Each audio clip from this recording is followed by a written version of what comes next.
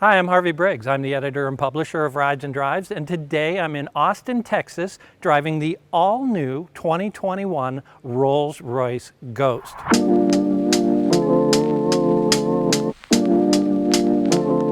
Now this car is all new from the ground up. It starts with Rolls-Royce all-aluminum space frame architecture. They call it the architecture of luxury, and that's already used on Phantom and Cullinan. But deploying it in Ghost allows a couple of new things in this model. First of all, this car has all-wheel drive. So now you can drive Ghost in northern climates like Chicago and New York all year round.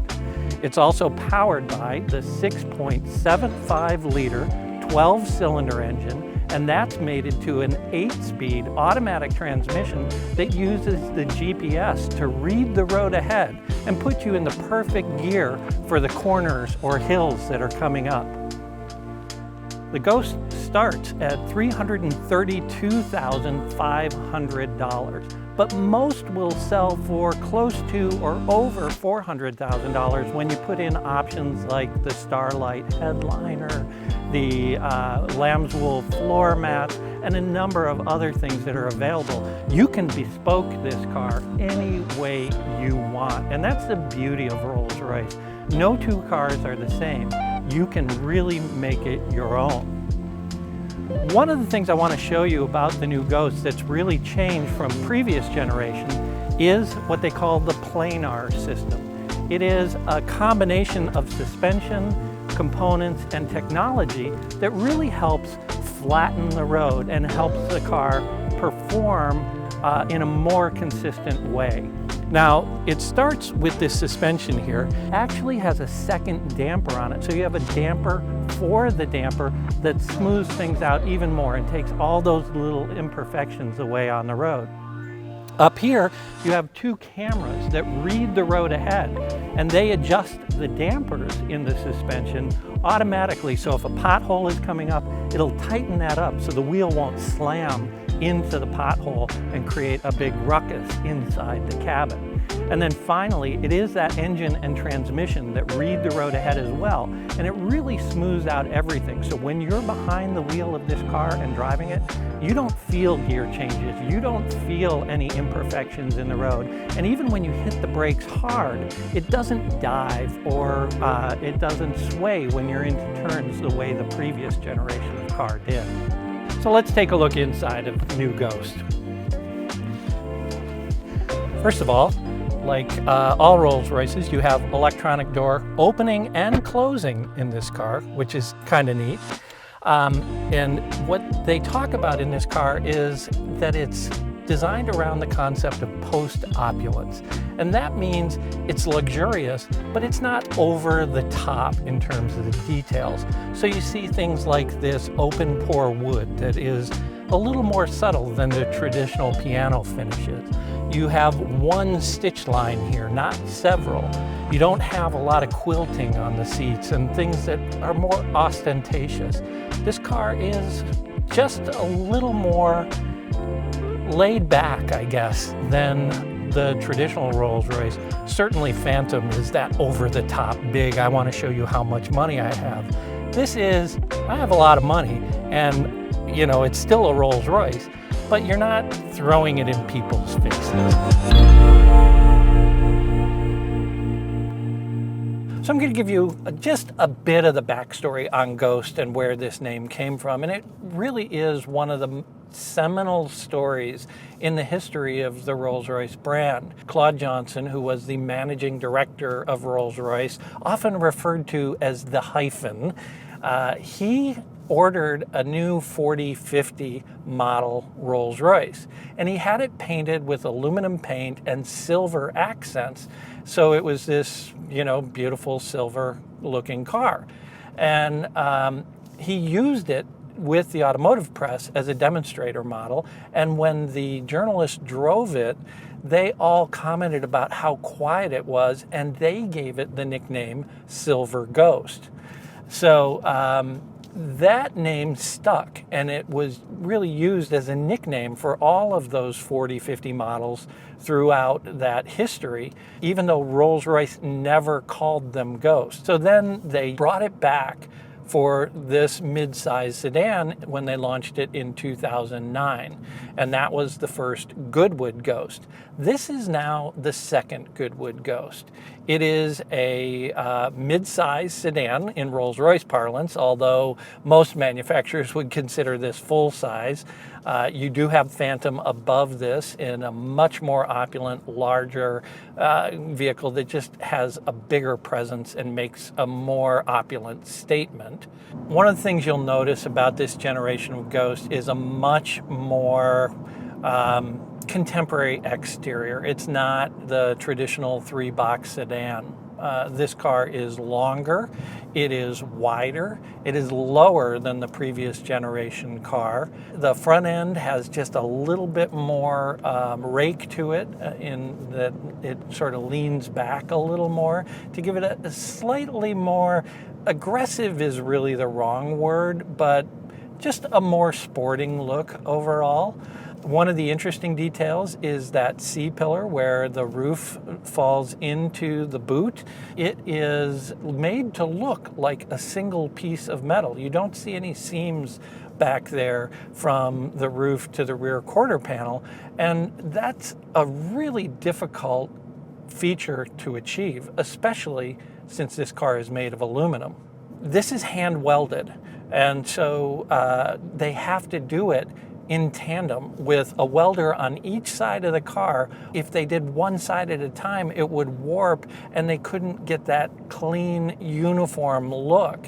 It's really intricate part of the craftsmanship that you don't really see. You think about craftsmanship in terms of the wood or the leather, but the guys who do the welding on this are craftspeople too. One exterior detail that I really like is the hood, and specifically where the hood and the Spirit of Ecstasy come together. You'll notice that she actually comes through the hood. Again, it's one of those little details that look simple but was incredibly difficult to achieve when you think about the tolerances of creating that hole that has to drop down every time the hood is raised and lowered, and surround it perfectly. In previous generations of this car, and in Phantom, Cullinan, Wraith, and Dawn, she comes up through a separate piece in the fascia. Now the hood can come all the way front and kind of dive down into the fascia, which is a little different look, and again, more modern and contemporary. One of the other things that I think is neat is the LED lit front grille. Now you can't see it during the daytime, but at night there's just a subtle glow behind the grille, and it brings the front to life and gives it just a little more presence in a way that isn't over the top. You know, it's kind of like the Starlight headliner. When I first saw it, I thought, wow, this is really kind of crazy. But then you live with it and you realize, holy smokes, it's just a great feature that gives the car a level of luxury and ambiance that no one else can offer. You know, I've been lucky enough to drive a number of Rolls-Royce. I just finished writing a book on Rolls-Royce, which will be out in December. I kind of know these cars in and out, which is pretty nice to become expert in something so luxurious and cool. But it's interesting because frankly, I was a little nervous when Cullinan came out. Yeah, the car is spectacular in the way it drives, and the interior is incredibly opulent, and Rolls-Royce owners wanted an SUV, so they gave it to them. But frankly, I was underwhelmed by the exterior styling and design of that vehicle. And I was worried that maybe going forward, they were going to move away from, you know, the design that makes Rolls-Royce what it is. And I think with this car, they have really done a great job of bridging the traditional sedan look with something that's much more contemporary and appropriate for the era in which we live.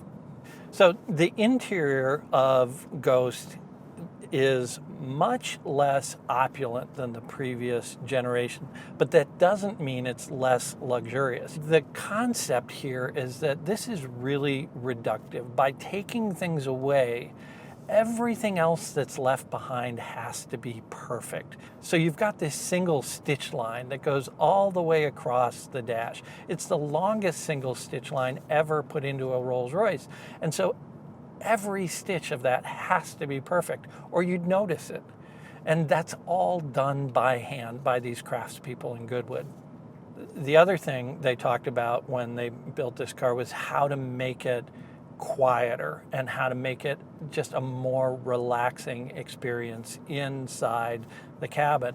And part of that has to do with sound insulation and putting things like the Planar system in with the double damping on the front suspension to remove sound. But then when you start taking sound out, you start hearing more of the things you didn't hear before. So they really had to go through this cabin front to back, top to bottom, at all different speeds over different road surfaces and just get every little nit out of the way. One of the things they found that was pretty interesting was as you drive this car at speed, initially there was like this weird little booming coming from the back. And they realized it was because of a pressure difference in the boot and the passenger compartment. And so what they did was they just put little vents in between the cabin and the trunk, and that went away. So little things like that you probably would never even notice, but if you did notice them, you'd want them gone. And that's the obsession to detail and perfection you find at Goodwood. This is a car that bridges the heritage of Rolls-Royce and traditional luxury. So you still have the umbrellas in the door, you still have the hand-stitched leather, you still have this fairly flat traditional steering wheel with the gear shift lever where it's always been for Rolls-Royce right here. But then you have much more modern and contemporary things, especially in technology, where they've taken a big leap forward in this car, adding in more tech features in terms of connectivity and even things like the USB ports in this are USB-C, so they're thinking forward in this car in a way that maybe they haven't done in previous generations of Rolls-Royce. I need to pick about something about this car because no car is perfect, and frankly, this car isn't perfect aside from the price, which I can never afford. The thing that I don't like about the new Ghost is the digital instrument panel. You know, it's silly and digital obviously works well, but there's something about the dimension of analog gauges that really fit with the tradition of Rolls-Royce and I kind of miss in this car. So Ghost is much more of a driver's car than obviously Phantom, but this generation is much more of a driver's car than the previous generation of Ghost. Their owners are much more active. This is a younger crowd. The average age of the buyer of a Ghost is under 50 years old now, which is pretty young for a $400,000 car.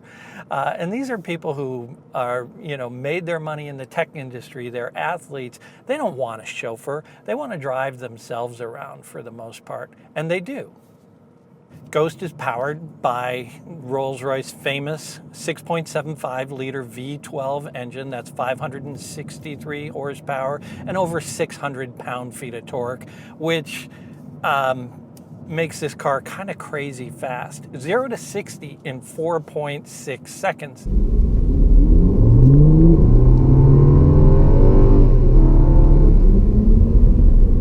Crazy. A sub 5 second car that weighs 5,700 pounds, that's pretty spectacular. So I'm really surprised by the overall drivability of this car. It doesn't roll in the corners. It doesn't dive under hard braking. They've done a number of things to really improve the ride quality. When you hit the brakes, the ECU, the computer measures the force with which you're putting on the brakes, and then depending on what's going on, it will, tighten up the dampers so you don't get that diving under hard braking. Or if you accelerate hard, it tightens up the rear dampers so that you don't get the squatting that you typically get in a luxury car.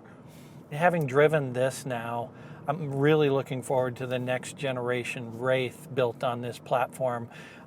Wraith is my favorite Rolls-Royce, and the black badge version of that is one I'd sell my soul to own. But I think I'm going to wait until they build it on the architecture of luxury with that planar system, knowing how much better this car handles than the previous generation Ghost. I'm assuming we'll get that same exponential leap forward on Wraith. I'm sure Rolls-Royce doesn't want me to say this, but it's probably worth waiting for. So when you talk about these true luxury vehicles, there are not a lot of options, certainly in the sedan market. Bentley makes their vehicles. You've got the Maybach versions of the Mercedes S-Class, and that's about where it ends. And as good as those vehicles are, there is another level of luxury and craftsmanship in Rolls-Royce that sets them above any other vehicle on the road. And the craftsmanship is really an interesting thing, because we had dinner with an owner last night at their house. Was able to sit and talk to this gentleman for a number of hours. He has a Rolls-Royce. He has a couple of them. And one of the things he said that struck me as interesting was, it's not just the vehicle, but it's the idea that I'm supporting this craftsmanship that will be lost if brands like this are not around anymore. I mean, this is a handmade car. It's handmade in the way the car is assembled. It's handmade in the way the leather is cut and sewn and stitched. It's handmade in the way the veneers are applied to the backing and then installed in this vehicle. The only two robots in the Rolls-Royce factory are in the paint department, because that's the only thing they've found that robots can really do better than a true craftsman. This car, I love the color of this car. This is called Tempest Gray. It has I'll call it purple, aubergine. Yeah, let's call it aubergine. That's a much more Rolls-Royce name for this color accent. You can see it here on the interior. But one of the things you'll see on the exterior is the aubergine coach line. And I'm pointing that out because I wanted to specifically talk about Mark Court, who is the coach line painter at Rolls-Royce. And by the coach line painter, I mean the coach line painter. He's the only guy in the world who paints coach lines on the side of these cars. There are a number of ways you can put a coach line on a car, but again, it's that idea of craftsmanship, and that there is one person who every day gets up, has a cup of tea or coffee, walks into the assembly facility, gets out his special squirrel hair brushes, mixes his own paint, and then paints these lines, these 6-8 foot lines perfectly by hand on every car. Is just a really cool story. And Mark is a really cool guy. He's the kind of guy you just want to sit in a pub with and share a pint. He started his life as a sign painter, and when he heard that Rolls-Royce was going to be moving to Chichester in West Sussex, he applied for a job there and became the coach line painter for Rolls-Royce back in 2003 when they opened up the facility there. He actually was sent to Germany to train on how to paint coach lines on BMW motorcycles, and was painting lines on tanks and all of that, and just got better and better at it until he was able to take over to be the guy who paints all these coach lines. He's getting close, I think, probably to retirement age, and I know he's working with some apprentices and trying to find that person who has the steady hand, the patience, and sort of the love of the Zen nature of doing this work. The thing about Rolls-Royce is, yeah, it's a car, right? It's four wheels, it's a motor, it gets you from here to there, and I can do that in a Toyota Camry, I can do that in a Porsche 911, I can do it in a Rolls-Royce. And frankly, there are people for whom spending this amount of money isn't that hard. There are about 5,000 people around the world every year who can do it.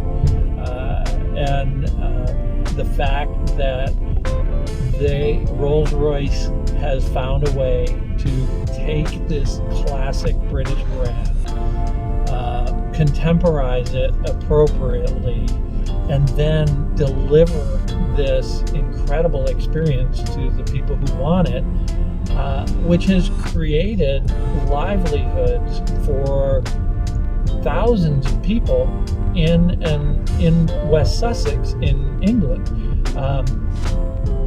That's the thing you don't think about when you think about a brand like this. Everybody looks at it and looks at the ostentatious nature of it, but go to Goodwood, go to the factory, and meet the people who put this thing together.